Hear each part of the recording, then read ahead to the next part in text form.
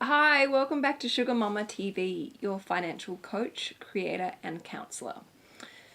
This video is all about me, which sounds really odd and bad. But I wanted to explain to people about why I'm so passionate about sharing my messages and sharing my advice to you, and how I fell into the industry and what financial harmony and independence means to me. So my story is I went to Macquarie University and was studying commerce and majoring in economics and marketing. And I didn't really have any idea about what I wanted to do when I finished uni, but I worked, I had a part-time job working at Greenwood Plaza, and I was a bar girl, and I used to make quite a bit of money in tips, and I used to work really long hours. I'd come home at sort of 3 o'clock in the morning, 4 o'clock in the morning, and I used to put all my tips into my bedside table, and I'd come home stinking of cigarettes and sticky from beer and spirits and just dirty, and I'd be exhausted, and I'd just basically collapse into bed and fall asleep. And I'd throw the tips into my bedside table and not really think anything of it. And then one day when I was procrastinating, I think I was either studying for an exam or working on an assignment, I decided I should probably see how much money I'd saved up in tips, and I noticed that all the tips were really sticky and dirty, and they were in sort of small denominations, and it was actually adding up to be it was quite a large amount of money from a sort of volume perspective. It took up quite a bit of space. So I didn't really know what to do, so I took it to the bank, and I took it to my local bank where my parents do their banking. And this is before the Privacy Act had come in, so probably, I don't know, maybe 14 years ago. Anyway, I didn't know what to do. I just thought, okay, well, it's taking up all this space. I'll get the $5 and $10 notes that are all added up, converted into $100 notes, and just at least it won't take up as much space in my bedside table, and I'll just bring it home and work out what to do with it later.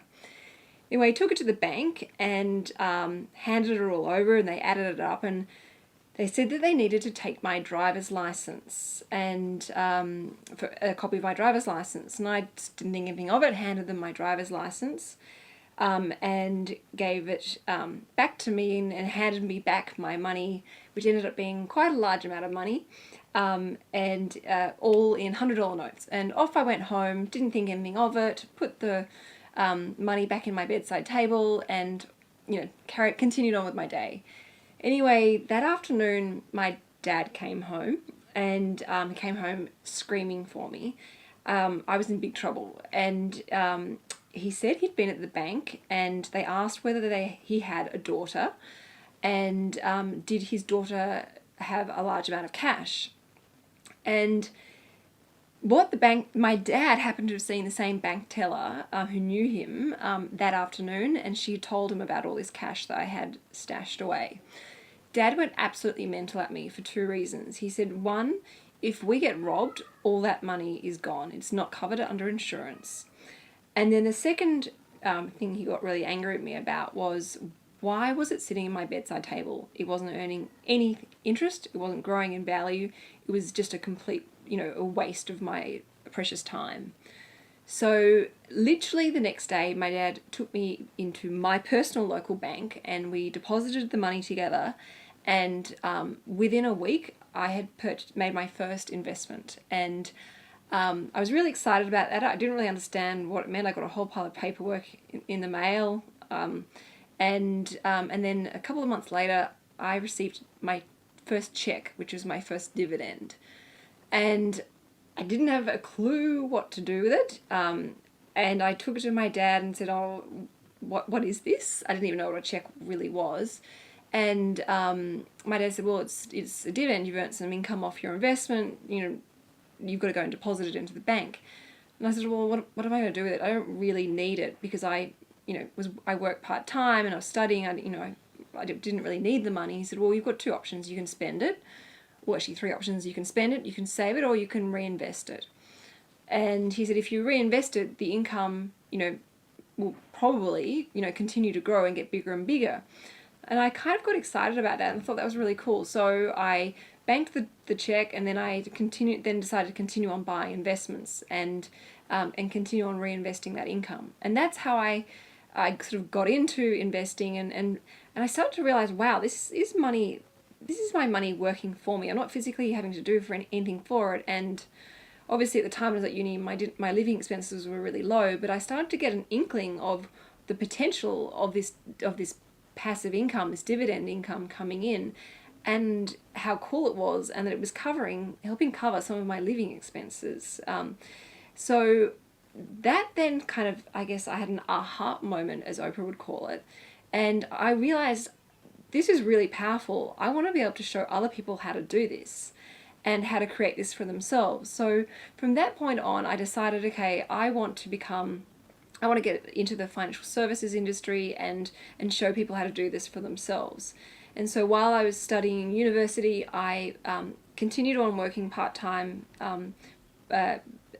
working as a bar girl, and I also worked part-time for a financial advisor as an assistant, and studied my advanced diploma in financial planning at the same time. So I really threw myself into the deep end because I wanted to absorb myself into as much information as possible.